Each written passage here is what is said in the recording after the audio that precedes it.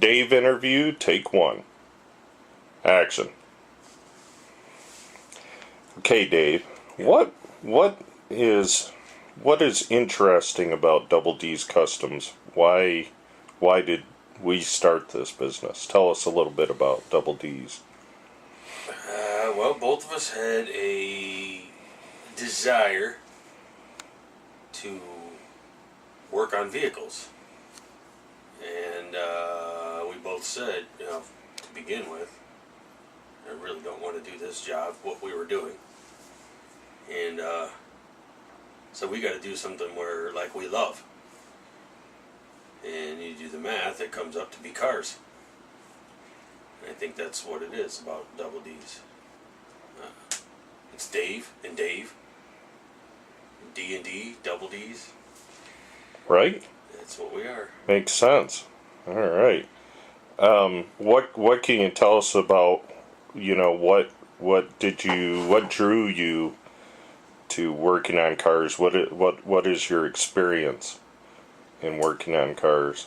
Well, when I was a kid, my dad gave me a car. Unlike all the other kids around me, that was not in tip-top shape.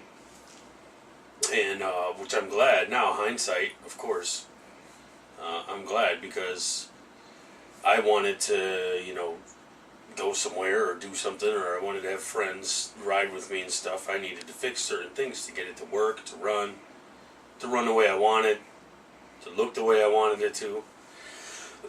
So I just learned as I went, how to, do my own tune-up, own oil changes, but then I started doing my own modifications, my own, custom stuff inside. It started with stereos, and it's just kind of snowballed since then. Right on. That's a service that we don't even talk about. That you've installed hundreds, if not thousands, of stereo systems, and from mild to wild, you've done all that. Yep, definitely. So can you tell us about like a kind of an off the hook stereo install that you did? One that I did do, I had it ended up getting 4 subwoofers in it. Wow. I had 3 amplifiers, and when you looked in the vehicle, inside, just looking in the cab, all you could see was that it was a nice stereo deck. That's it. Everything else looked factory, everything else was hidden and tucked away. But I had 4, like I said, subwoofers, 2 12s and 2 10s in the trunk. Wow. That you couldn't see until you opened the trunk. I had 1 amplifier installed into the armrest, so you never even knew it was there, and that powered up the tweeters that were hidden in the pillar. In the glove box, when you opened it, I had a distribution block for power, and it was I think it was a crossover box that you could adjust your subwoofer output on that little panel in there, but that's where the fuses were too. When you open up the glove box, it just had a little panel in there with 3 fuses that you could, replace if you blew them out or whatever. But it looked really, really good. They poured it up through, just went into the distribution block. That's all you could see. In the back, when you open up the trunk, on the trunk lid was 3 large amps mounted. So it wasn't mounted to the back of the seat or any of that. It was on the lid. We put some heavy-duty springs on the trunk so that it could support the amplifiers when it opened up. And those were all lit. When you opened the trunk, it would engage that light. But, it was great. The whole trunk was lit up. We had fiberglass made box, so it was shaped into the trunk. It was just amazing. Wow. 2 12s, 2 10s. I think the total wattage was 1,200 watts running through the whole car just for amplifiers. And the total of speakers was 8 speakers. Wow. It was great. It was beautiful. Now, you also do custom lighting. Yes. You've told me before, in one of your personal cars, you have LEDs run through it. Yes, yep. I did. In that same car that I did the amplifiers in, we also went back through, well, I did. Me and my brother helped me. and ran a wire to every single door, because if you were sitting in the car with the window tint on the windows, you couldn't see jack squat inside the car. So like a person in the back seat couldn't even see the door handle. I think that's what gave me the idea. My girlfriend was sitting in there fumbling around trying to open the door, and I said, no, it's over there. She couldn't find it. It's over there. Couldn't find it. And I thought, I should just light those up with a real dim LED. So we did. I lit them all up, and it looked great. And then I added some to the cigarette lighter, a couple of them on the floor, just a real dull. And now I see Dodge and Chrysler are doing that as it's part of the car. Oh, wow. Yeah, they have a little dim green LED up top that will give you just the ambient lighting so you can see what you're doing. But I was the grandfather of that. I like to say that. Too bad you didn't patent it. Yeah, no crap. We'd have much more equipment here at Double D's if you would have done that. Yeah, it would have been nice. Yeah. Shoulda, coulda, woulda. Yep. Hey, get back to Double D's a little bit. You and I have talked about kind of like our mission statement or whatever, but, kind of tell us, kind of what the webpage says, as far as our mission statement and why we do things the way we do it. Yeah, well, I believe, me and Dave both believe that what we don't want is we don't want to be this big shop that, first of all, has to cut a bunch off the top, and then we get profits at the end. So then, in turn, we have to raise our prices of this and that, shop supplies, and then shop supplies to supply the shop supplies, and whatever the overheads that most shops will pass on to the customer.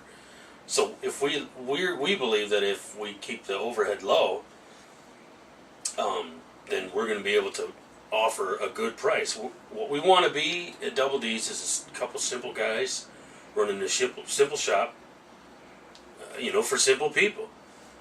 Not trying to be, some I don't know, top of the line. I don't know. We have many trades, and I like to think combined with our talents, we are the jacks of all trades. Yeah. When it comes to automotive stuff, I mean, there isn't really many things that can overcome what we combined can do. Right. So, I just think that what we've done is take it back to the way stuff used to be, really, just kind of simple. Like, this is what I know how to do. I can help you do that. We can hook you up. Right. So, I really think that's what Double D's is all about. Indeed. And one thing that you said a little while ago that I really touched on, and I love this, is everything at our shop we own. Yeah, that's true. There's no doubt. And that helps us immensely. I've got a nephew that has a $10,000 toolbox just for his toolbox, for instance, and he'll be paying on that for a long time. We own ours. Yeah, it's taken a while to gather up the tools that I have, and I'm sure you too. But when we sat down and put them all together, we're like, my God, we have a whole entire shop's worth of tools put together here. Right, but we're always adding stuff. It's just definitely, yeah. It's just you nailed it. We had a ton of stuff together and bring it together and partner up, and why not? Exactly. And you kind of touched on our talents. I'm good at certain things, you're good at certain things, and that really works well. It does. I think it's great. Instead of people fighting over getting the one job, like I think that you would find at a dealership or a shop. Got 3 front end guys, who's going to get this job? Right. Right. We got 3 stereo installers, who's going to get this job? So then they fight and they bid, and then what gets cut out so that they're making more money. Or I just think that our talents together combined make a nice, big, good, strong web. Oh, exactly. And we definitely accent each other all the way, And it's great too, because like some stuff I don't know, and I'm still learning from you. Welding. I'm still learning how to do welding. Well, now I have somebody that could teach me that knows welding, and right. And you're not versed completely in front end stuff, and I know front end stuff pretty good, or brakes, Right? then scratch my back, I scratch yours. I think it works out great. It's perfect. Oh, for sure. Can we touch on some of our products that we have Yeah. at Double D's? Excuse me, a cough there.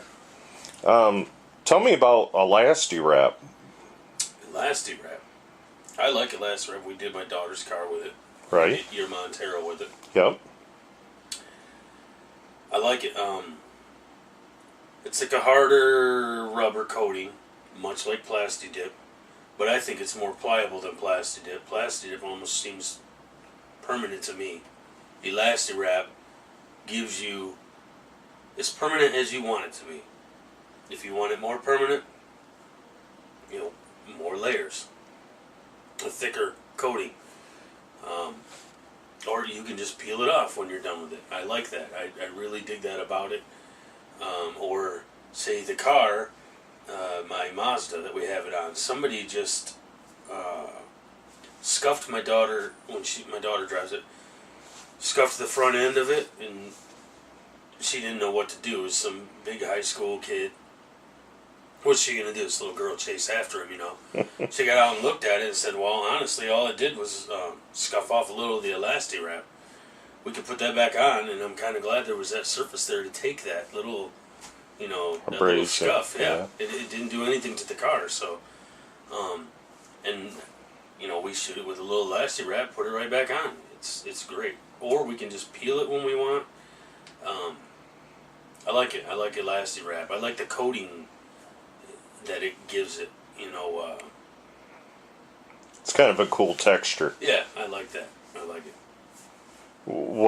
After, I assume this video is going to come out about the same time as the Apollo Bedliner video. What are your preliminary findings on Apollo? What do you think? I think that it is one of the better bed liners out there. I believe, adding Kevlar to it, I would have to agree that it's the best bed liner. We've yet to test it fully with the hammer and all that stuff, but I don't think we're going to run into anything. Everything comes with a learning curve. I think we worked out our kinks in the learning curve, and I think I'm hoping it'll blow up, but I think it's going to be a good item to put out there. I think it'll be a great alternative. Uh-oh. Hold that thought. I think the Apollo bed liners is going to be a great alternative to a drop-in bed liner, because I don't know, I've seen several drop-in bed liners that just get wrinkled, get buckled, come undone, unhitched, pulls the screws right out because it has to be anchored in with screws. The one in my work truck has rotted where the screws were in, and now those have rotted through the metal and they pull out all the time. You know what I really, really hate about, we're in Granville, Michigan, and you get a little snow in the back of your truck, and you try to walk in the back of your truck to do something, and you're going to go on your butt. Oh, that thing is slick. You got to really pay attention. That is true, yeah. Yeah. So. Yeah, I like the fact that you're not losing any room, too. Really, a spray-on bed liner, it's not taking away from the bed of your truck. Right. It's just adding that.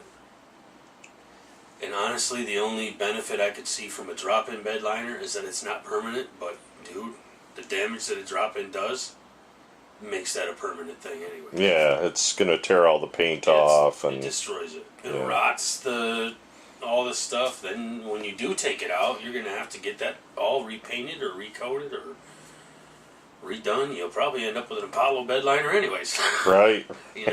Sooner or later. Yeah, I say start with an Apollo bed liner right off the bat. I think it's a good, perfect idea. Perfect investment, too. Well, you know what makes me excited about it? We put it on the inside of my Mitsubishi, so the thing I'm going to be excited about is the rust proofing applications of it. You know, I Yeah. can't wait until we get a old car in here and do a frame Yeah. or something like that with Apollo and Yeah, see that's how gonna that be works. So Yeah. Well, we might be doing that to my truck. I don't know. maybe, Yeah.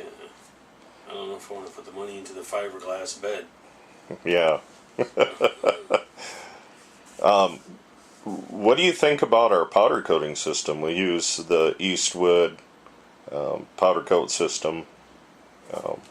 I know you don't come from a background of powder coating, but No, yeah, painting is all new to me. Painting / powder coating or anything in that department, it's all new to me. But from what I've seen, I'm blown away. We did that to the steering knuckles of the Mazda. We powder coated both of those front steering knuckles, and honestly, I'm excited that, you know, I would love to say, well, I'll never be under there fixing that stuff again anyways, but you and I both know that I will probably be back under there. I'd like to keep that car for a while and doing some work to it somewhere or another. And it's kind of a nice thought that that's not all rotted and flaky with rust, right, falling apart, because it's been powder coated now. right. It's done. So until I smash that thing into a wall, I don't think it's gonna need any more work on the steering knuckles. Probably not. Yeah. Cool.